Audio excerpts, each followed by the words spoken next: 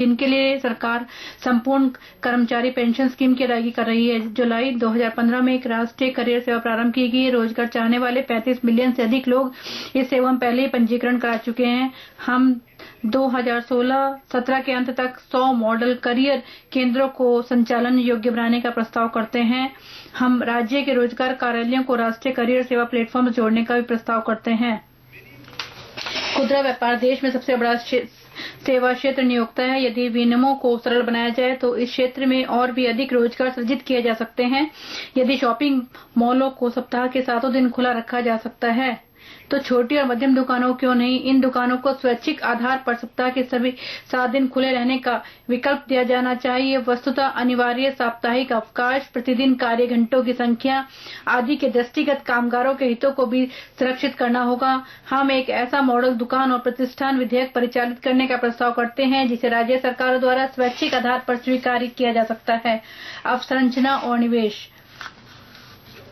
Budget के मुख्य विषय ट्रांसफॉर्म इंडिया का 5वां सहायक स्तंभ है अवसंरचना और निवेश। सड़क क्षेत्र में पुराने कारकों के कारण वर्ष के प्रारंभ में 70 से अधिक परियोजनाएं अटकी पड़ी थीं। इन परियोजनाओं की कुल लंबाई 8,300 किलोमीटर थी, जिसमें 1 लाख करोड़ रुपए से अधिक का निवेश शामिल था। अनुकरणीय और सकारात्मक हस्तक्षेप कार्रवाई से इनमें से लगभग 85% परियोजनाएं पुनः पटरी पर आ गई हैं।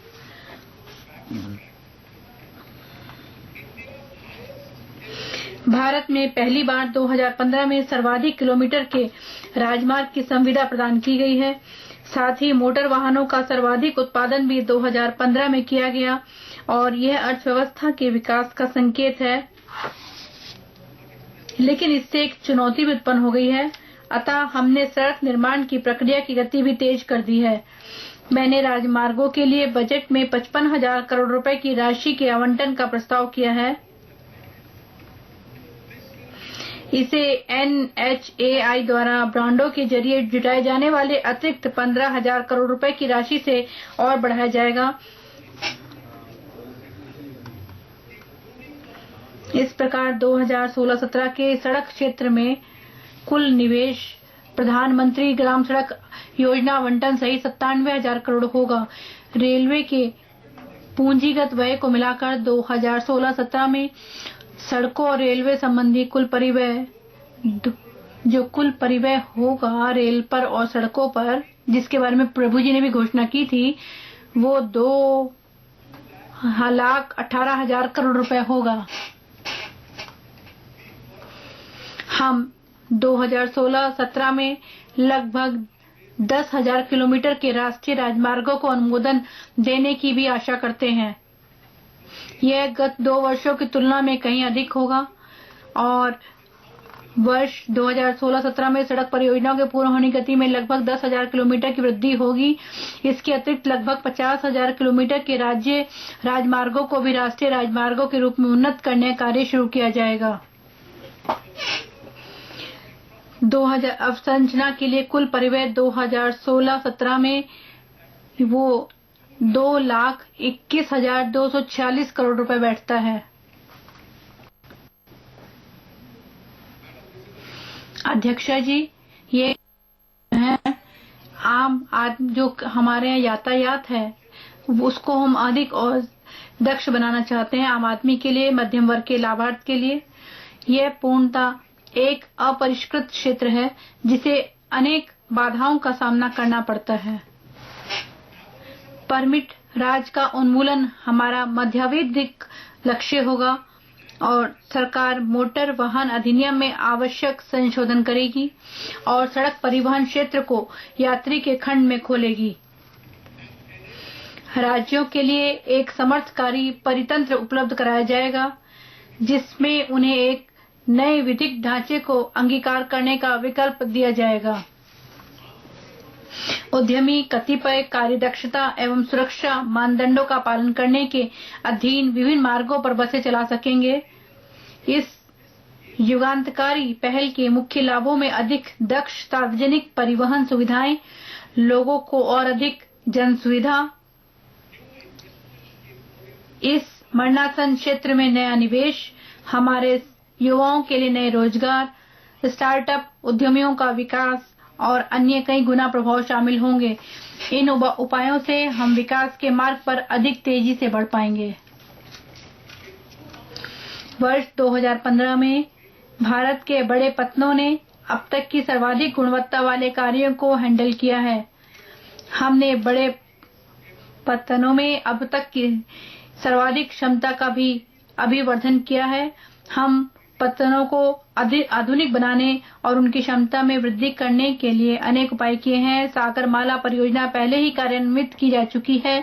हमें देश के पूर्वी और पश्चिम दोनों समुद्री तटों में नए ग्रीनफील्ड पत्तन विकसित करने की योजना बना रहे हैं।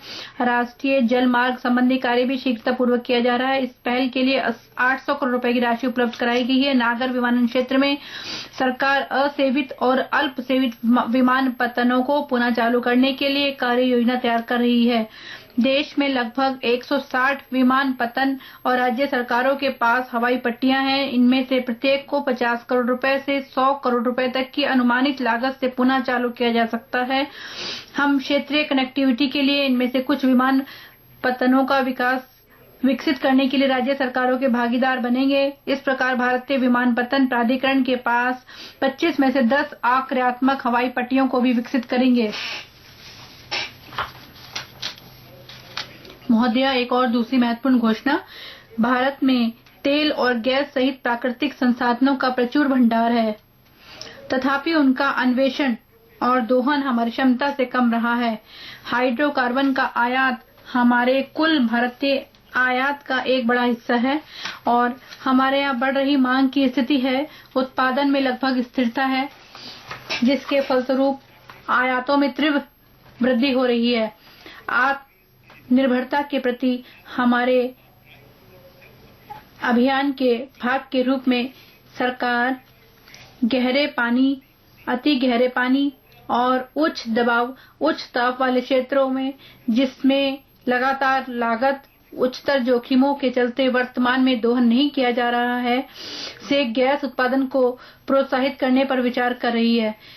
नए अन्वेषणों का एक प्रस्ताव विचाराधीन है तथा जिन क्षेत्रों में भी उत्पादन आरंभ किया जाना है, उन्हें पहले एक निर्धारित विपणन स्वतंत्रता दी जाए और दूसरी बात यह है कि इसके लिए एक पूर्व निर्धारित अधिकतम मूल्य ज्ञात किए जाएं, जो वैकल्पिक ईंधनों के पहुंच मूल्य के सिद्धांत पर तय किया जाएगा। अवसंरचना क्षेत्र के दूसरे खंडों में